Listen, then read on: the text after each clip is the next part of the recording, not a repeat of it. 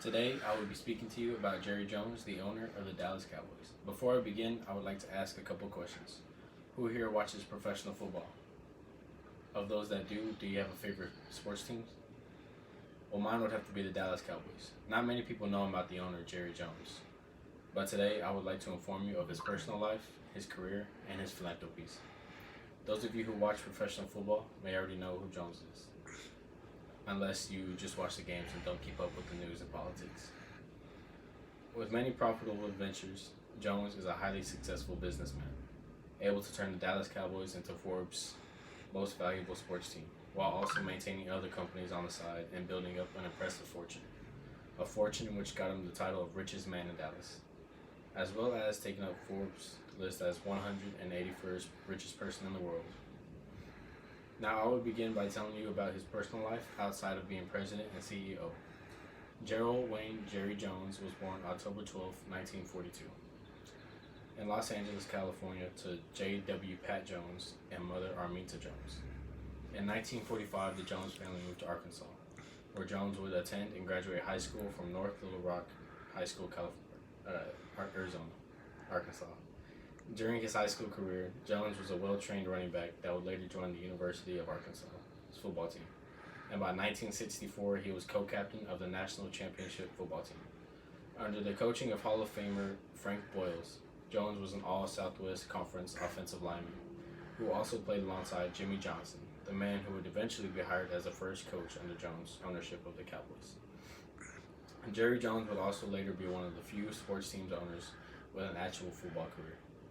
After college, Jones later married Eugenia Jones, and together they had 3 children, Stephen, Charlotte, and Jerry Jr., who all now work for the Dallas Cowboys franchise, all with holding chairs as executive vice presidents.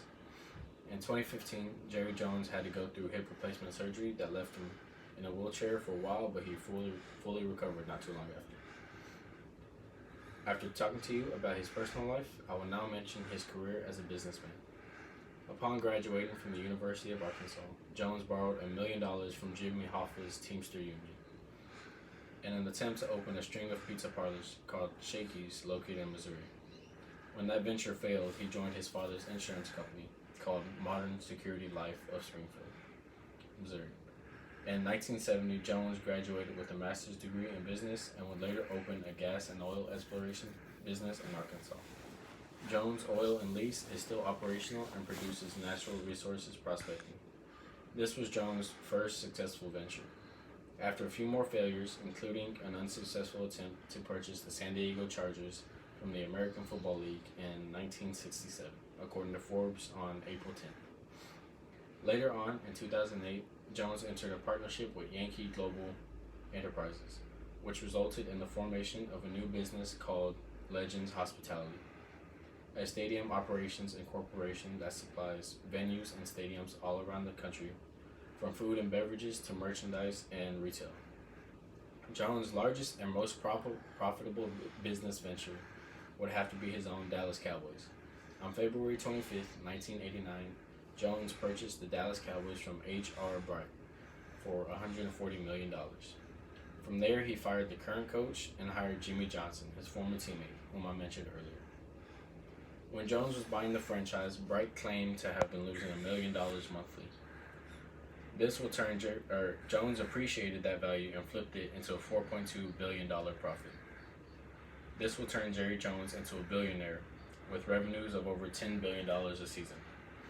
A testament to his wealth comes in the form of a super yacht that spans up to 357 feet, or 3 feet shy of from field goal to field goal. This massive display of luxury cost Jones roughly $250 million, an amount most of us may never see in our lifetime combined. Now that I have mentioned his career as a successful businessman, I will now speak to you about his philanthropies. With the success and achievements of the #1 sports franchise in the world, Jerry Jones and his family felt obligated to take some of that energy and success and distribute it among those who cannot afford it for themselves. White privilege.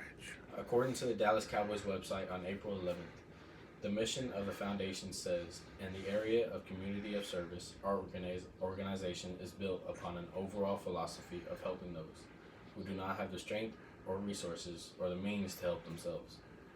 with a primary focus on our partnership with the Salvation Army.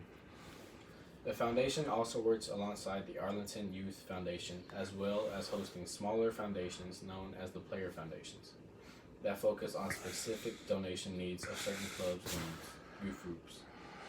Some player foundations are the Jason Witten Foundation for domestic abuse survivors, the Travis Frederick Foundation for starving inner city families, and the Sean Lee Foundation for low-income families and boys and girls clubs around Dallas. Jerry Jones is the head of all charities and foundations associated with the Dallas Cowboys and oversees all finances for each charity. I have now finished telling you of the life of Jerry Jones all the way to present day. I mentioned his personal life, his career, and his philanthropies. Jerry Jones has had his own fair share of failures and nonetheless has persevered and has become one of the most successful businessmen in the world. Now that you know more about the owner of the largest sports franchise in the world, I will leave you with this quote. You look at anything I've been a part of. It's when the laboring, the fatigue, when some of those things happen, that's what shows what you're going to be. Thank you.